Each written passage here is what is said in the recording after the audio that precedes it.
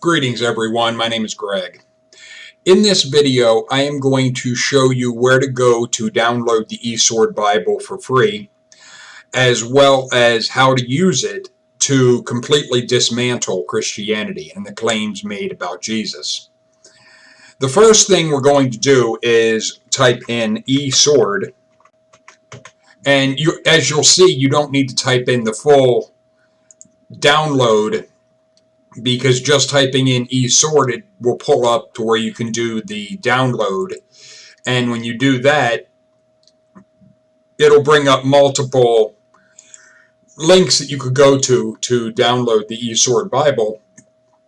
Personally, I would go with esword.net because that's their homepage. That's their page. Because these others, you could end up having other programs and so forth piggybacked onto the download, and personally I wouldn't want that. So when you go to that page, the first thing you'll see is the download eSword tab right here, where when you click on that, you'll be taken to this one where you just click, and it's telling you the version that you would be installing. You just click on that and then it'll download to your computer and you can install it, because what it amounts to, it's a King James Bible on your computer that you can access very easily if you would be quoting book, chapter, and verse at a Christian, or if you are a Christian and you want something that can help you to make it easier for you to read the Bible. This is a very useful tool. Now, one of the things you'll see, there's different tabs here, as well as other things up here. This binoculars is if you want to look something up, a specific word. You can open that and it will bring up to where you can type in any word that you would want, and it would tell you, like, the aspect of Christians want to say about Satan is the devil. And I've said the word devil doesn't appear in the Old Testament, and what you will see when you do that and you pull that up is the first occurrence is Matthew 4:1. It is not at all in the Old Testament. Whereas if you type in Satan and you have the searching the entire Bible, that will bring up every time that word is used. It is all a matter, and that's a very valuable tool. If you know a word that is in something that you're looking for, it can help you find what you're looking for. If you don't know the book, chapter, and verse off from memory, doing a search on a word can help you find where that word is. Just like, and I can pull it up again because a lot of Christians want to try and say hell is separation from God. And you see there's no occurrences. So it's one, whereas like the word hell will bring up the 54 verses that it is found. And what you can do by switching to the KJV Plus and doing a search on it again, it'll bring up a word next to it, a series of numbers next to it. When you click on that, what it will show is what the word means, where it is Sheol, and how it is defined. That it is Hades, the world of the dead, as in the subterranean retreat, and so forth. This can really help you break down exactly what something means, but be aware, there are times that even the Strong's Concordance that is in the eSword Bible is wrong, because it is using the bias of the translators. That was something that Mark Powers had pointed out, and a simple way of checking that is the word virgin. And here's something that I do want to draw to your attention real quick with the word virgin, is the aspect of where it comes up in Genesis chapter 24, verse 16. That word of virgin, just for all of you to be aware, it was, and just make sure I'm on, that you can see it. It is, there is the Hebrew numbers that by clicking on that, it pulls up down here. And you can see that it is Bethulah. That is a virgin in the sexual sense. That a bride, a maid, a virgin. But where a problem comes in when you're dealing with Christians is the Isaiah 7:14, where that word of virgin, and just make sure that you can see this. Here is the Hebrew word for that, and when I click on that, what you see is it is Alma. It is a completely different Hebrew word than the one that was in Genesis. The reason is it has a completely different meaning. But when you look at it in the Strong's, what you see is it still does it says alas, which is a young woman. Then there is damsel, maid, virgin. The idea of a virgin in the sense of what we think of as virgin is inaccurate for the Hebrew word Alma. What that is showing is the bias that the translators had, that they intentionally wanted to distort what it means in the Hebrew, so that the English, the reader that doesn't know Hebrew, like me, would not be aware that this is a screw up. This is a mistake.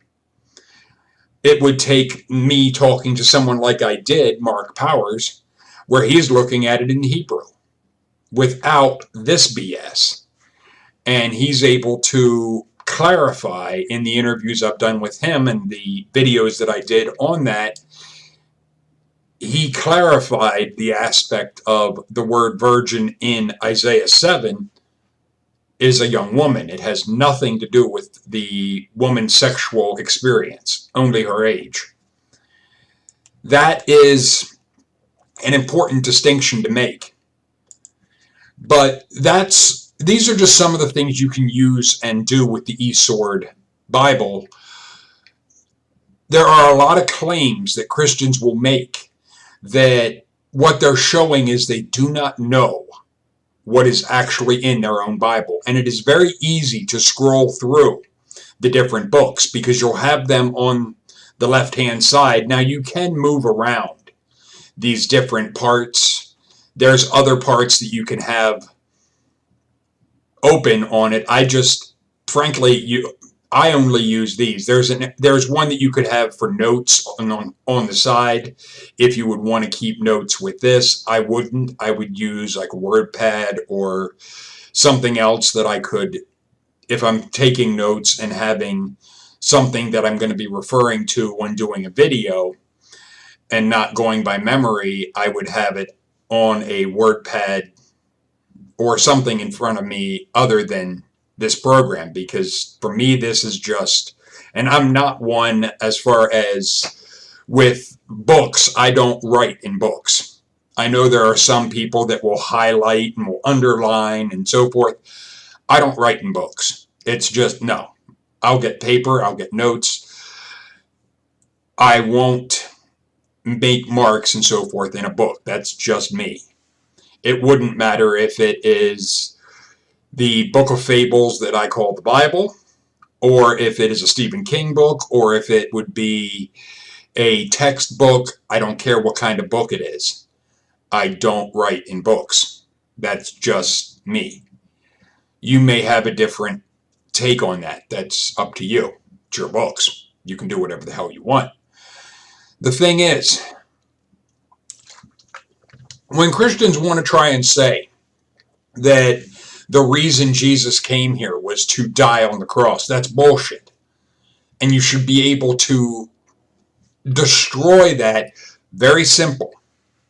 And that's what I want to be able to show you now is it is Deuteronomy chapter 21 verses 22 and 23. And pretty much when you are using the eSword Bible and you click on a specific verse and you go to it like I did there, you'll see it turns from blue to brown for what you've highlighted. And what that says very simply, it's verses 22 and 23. If a man hath committed a sin worthy of death, and he be put to death,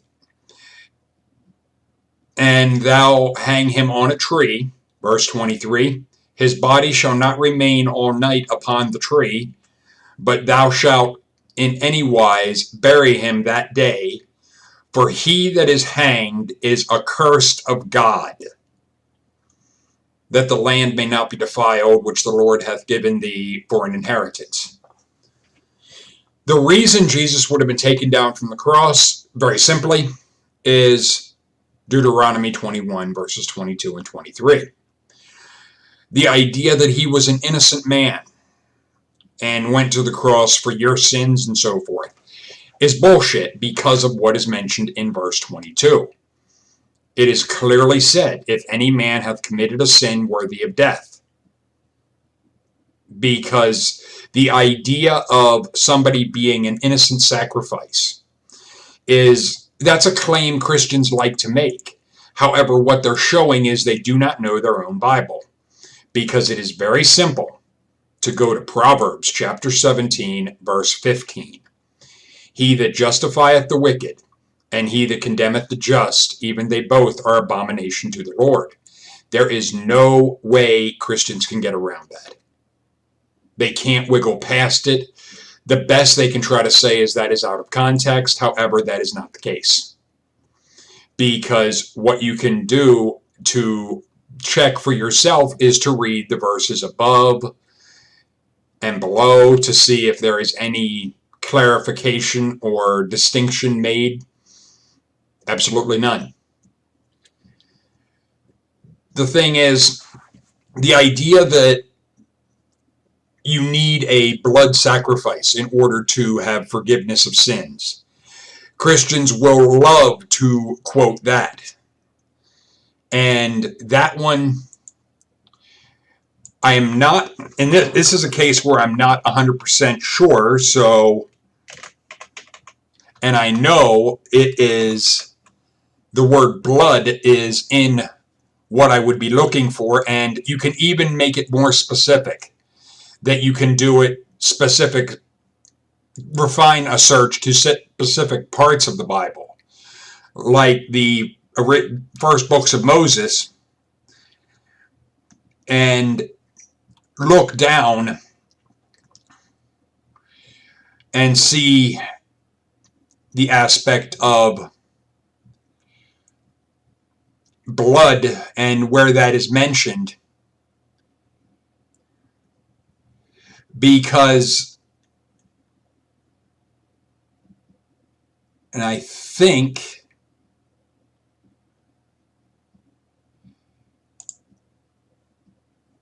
it is Leviticus 7:26, because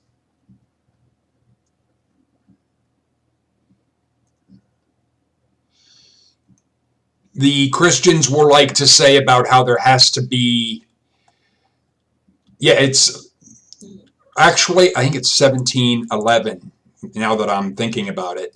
Yes, it is 17:11, not 7, but be that as it may. They'll quote Leviticus 17:11,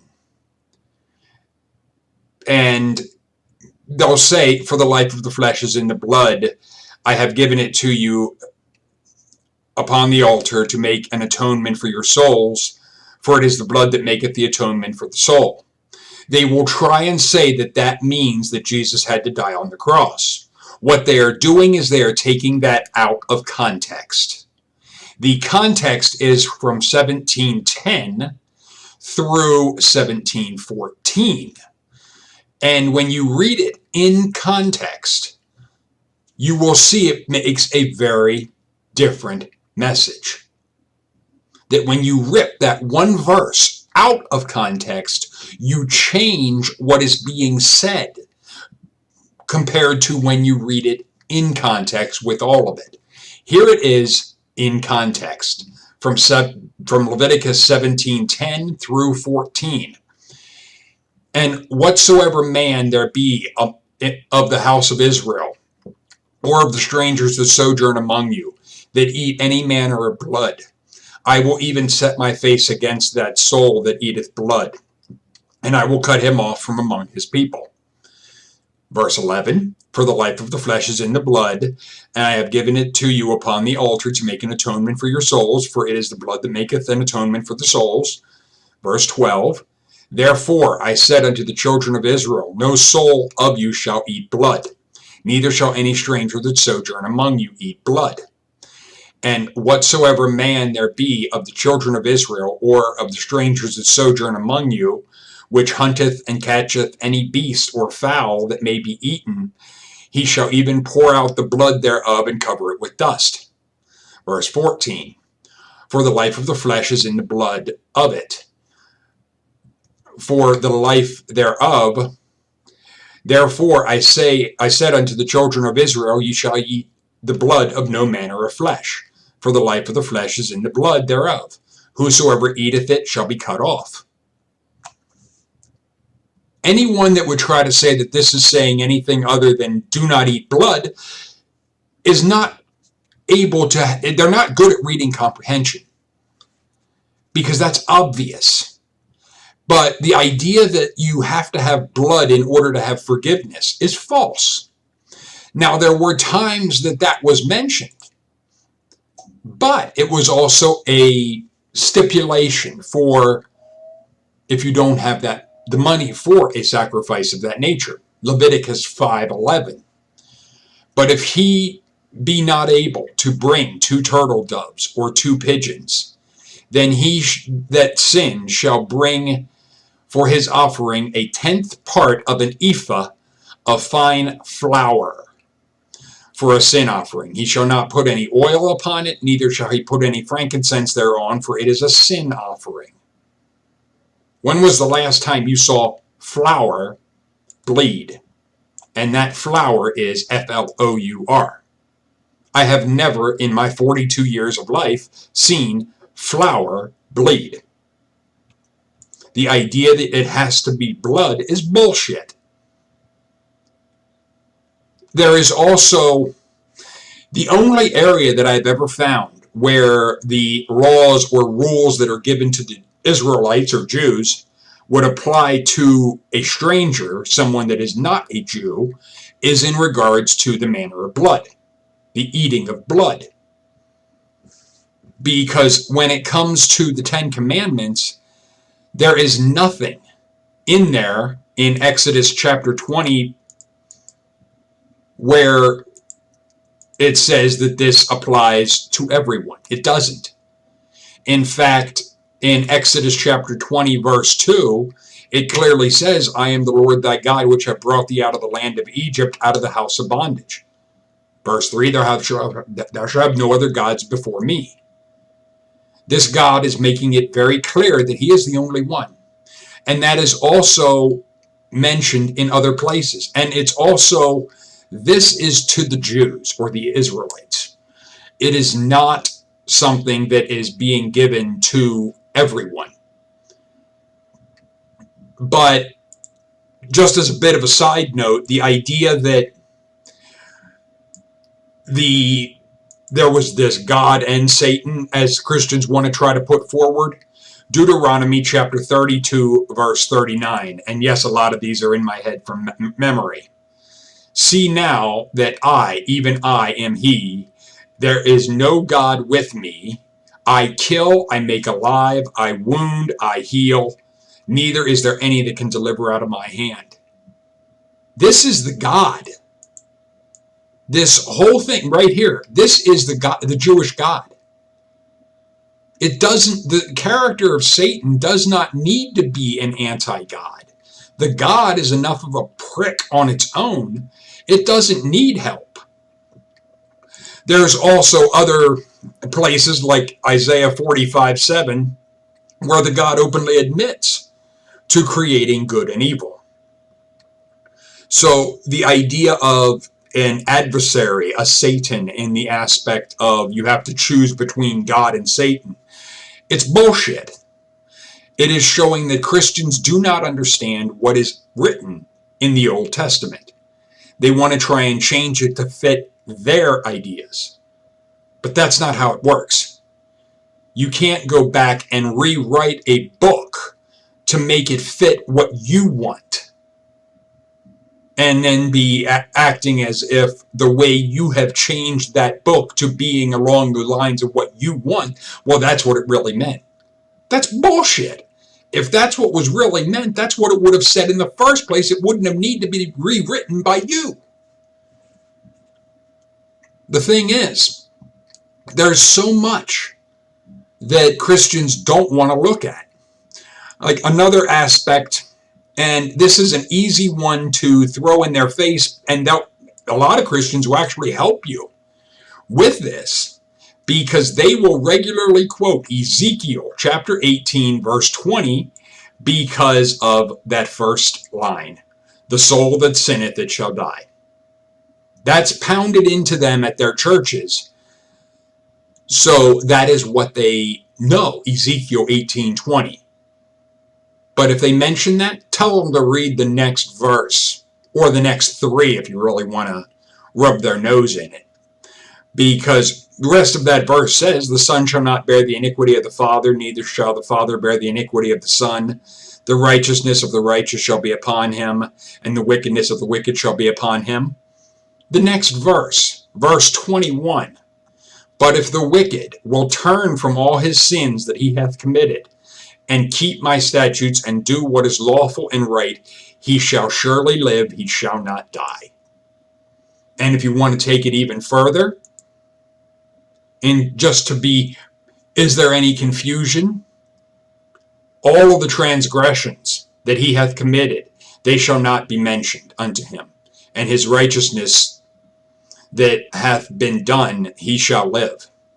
And his righteousness that he hath done, he shall live. Verse 23. Have I any pleasure that the wicked should die, saith the Lord, and not that he should return from his ways and live?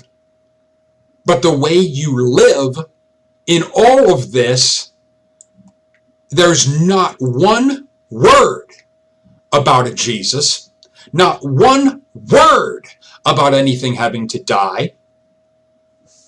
In fact, it is made abundantly clear that what is termed the wicked will turn from all his sins that he hath committed. You have to change your behavior. What you claim to think doesn't mean shit. It is what you do that matters, not what you profess to think. Because something else I can show you quick, because it's very easy, is the word faith. Christians love to talk about faith, faith, faith. But if you limit it to Old Testament, look at that. That is how many times faith shows up. 2 times. That's all. Just 2 occurrences. The thing is, it is not about what Christians want to try and make it out to be. The thing is, what I find interesting, oh, it's not proof, it's prove. The word prove occurs 16 times. 16 times the word prove appears versus the 2 times faith does. And what's interesting about that is, like Exodus 20:20, And Moses said unto the people, Fear not, for God is come to prove you, that his fear may be before your faces, that ye sin not. No faith. And where it says, it goes on and gives different places where the word prove is, but what is really freaking interesting is the God is not interested in faith.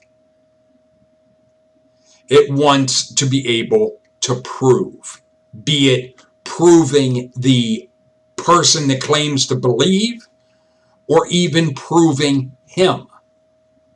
And that is something where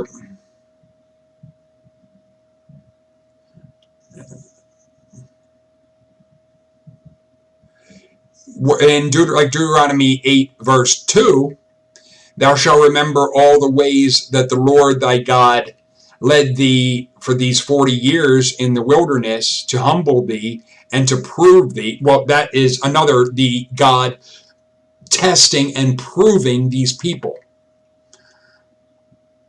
But it's not, it is,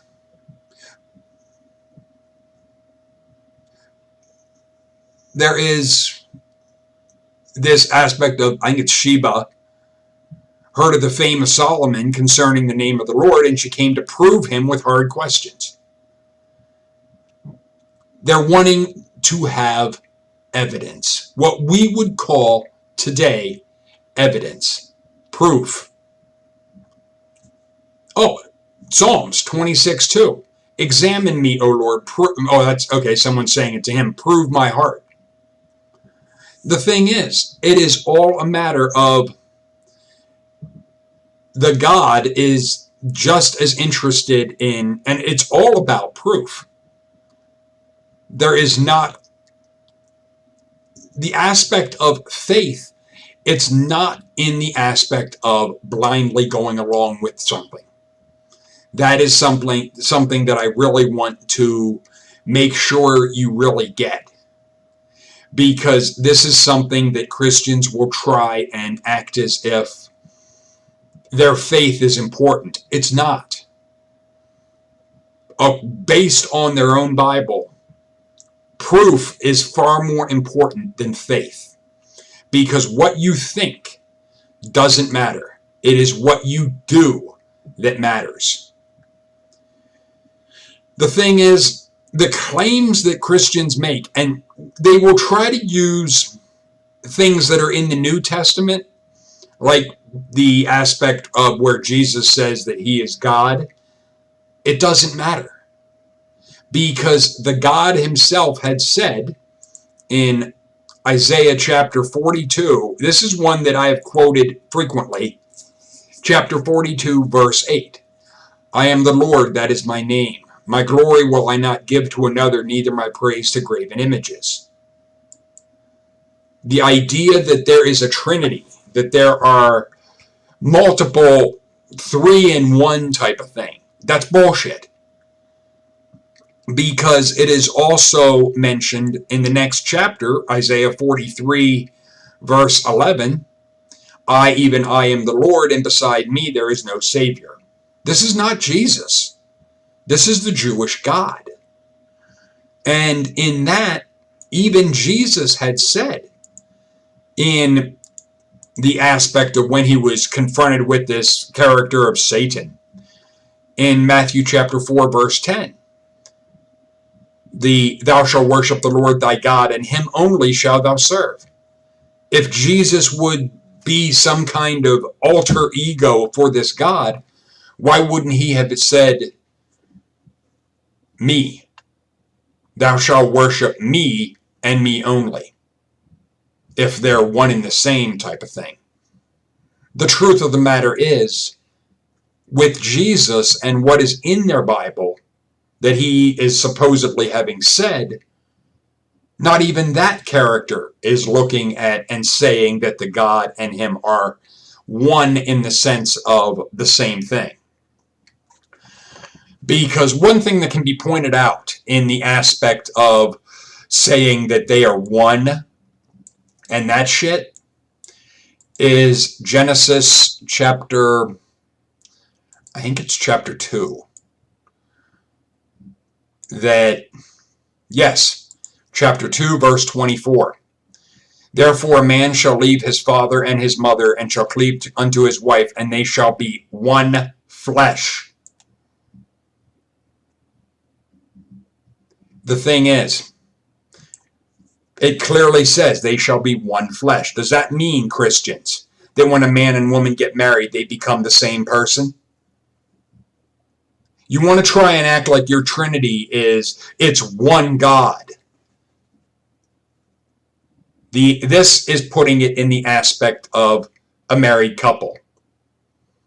Are a husband and wife one flesh in the physical sense? Yes or no? If it is no, then you can't say your Trinity is one being in that sense. It would have to be 3 beings, which is not a monotheism, but a polytheism or pantheon. And then if you add in your Satan character, you got 4. Plus, if you factor in angels, demons, you definitely have pagan or polytheism or things of that nature, the aspect of multiple deities, and even, to use the term, minor deities with the angels and demons type of shit. The thing is, this is all a house of cards. And when Christians want to try and pull different crap, especially trying to quote Paul, I will completely ignore what Paul says, because Paul wasn't even a Christian or wasn't even a student of this Jesus character. He was the one that created the religion of Christianity. Christianity did come from Paul, because nowhere with the character of Jesus did it say a damn word about creating another religion. Jesus was, according to this story, a Jew. And he was very interested in the laws of the Jews. So to try and say that he was making his own type of shit, no, he wasn't. That was made up by people after the fact. But the thing is, it doesn't matter. Because one of the things that I really need to show you, all of you, is the aspect of anyone that tries to say the Passover sacrifice was necessary for the forgiveness of sin. They need to read, or if you download the eSword Bible, you can read Exodus chapter 12 from verse 1 all the way down through 13. Nowhere in there will you see that it says about it being a human sacrifice. It can't be, because it is made abundantly clear in verse 5, your lamb shall be without blemish, a male of the first year. You shall take it out from the sheep or from the goats. This is not able to be substituted as a human being. That is absolutely obnoxious. And the without blemish. Jesus was whipped, even according to Christian claims. Being whipped, flogged, would definitely leave a mark. Definitely leave a blemish. So the idea that that would apply to him, absolutely not. Beyond the fact that it could not be applied to a human being. Reason being, verse 7, and they shall take the blood of it and strike it on the 2 sides of the doorposts and on the upper part of the house. And why? Wherein they shall eat it. And then in verse 8, they shall eat the flesh in that night, roast with fire. and the unleavened bread. With bitter herbs shall they eat it. If Christians want to try and say that Jesus was their Passover sacrifice, a big question is, was Jesus cannibalized? If they're wanting to say that Jesus was cannibalized, I would then be asking, all right, where were the firstborns that this God was going to kill if this wasn't done? And how the hell does that make it about forgiving your dumb ass of anything? Because nowhere in any of this will you see one mention of sin.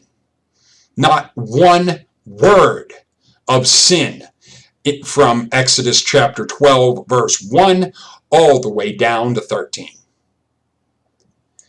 Because what it comes down to, the bottom line, at the end of the day, where the rubber meets the road,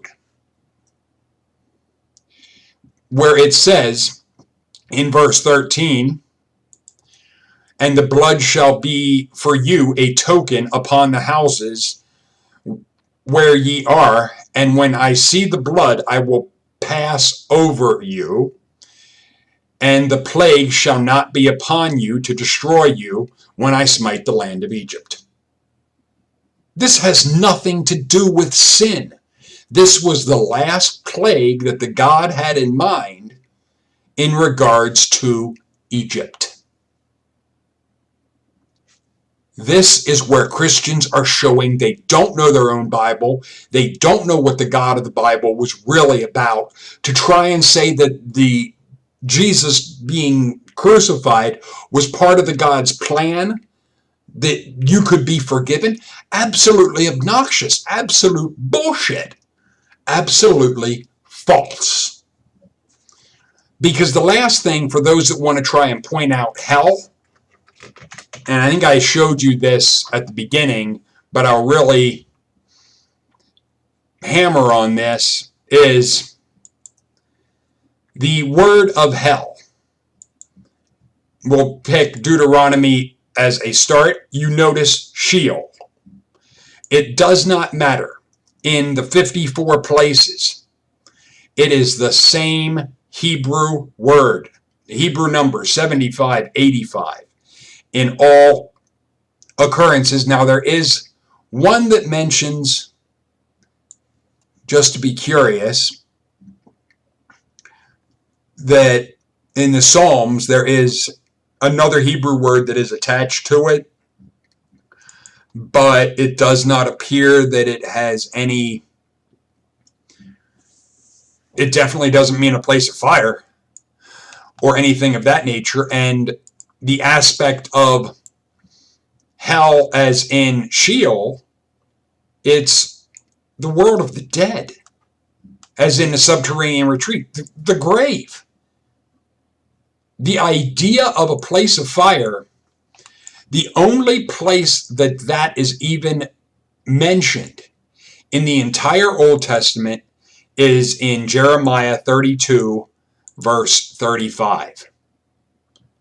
And I will show that to you quick. It is right there. And they built the high places of Baal, which were in the valley of the son of Hinnom, to cause their sons and their daughters to pass through the fire unto Moloch, which I commanded them not. Neither came it into my mind that they should do this abomination to cause Judah to sin. Now, it can be raised, and a thinking atheist could ask the question of, if burning a child in fire is something that never entered the mind of this God, why then was there the story of Jephthah and his daughter in Judges, where the Jephthah offered his daughter as a burnt offering if he was successful in a battle? If it never entered his mind to burn a child in fire, then what happened with Jephthah? And what happened with all of that shit? It's a bit of a contradiction. It's a bit of a what the fuck? However, that is, in a sense, a side issue. It's not, that's an issue I'm not going to hit Christians with, because frankly, it's not their issue. That would be something that I would have to address with Mark to find out how a Jew would jive this, because both of these things are happening within their book. Let's be clear, the Old Testament is the Jews' book. It's not the Christians.